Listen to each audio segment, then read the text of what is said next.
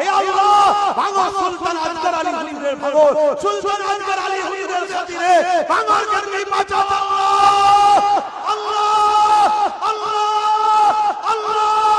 আল্লাহ আল্লাহ আল্লাহ আল্লাহ তোমার কাছে ভিক্ষার দরখাস্ত রাখলাম আল্লাহ, তুমি আমাদের জন্য যথেষ্ট। হাসবুনাল্লাহু ওয়া নি'মাল ওয়াকিল, নি'মাল মাওলা নি'মান নাসির। হে আল্লাহ আপনি আমাদের জন্য যথেষ্ট।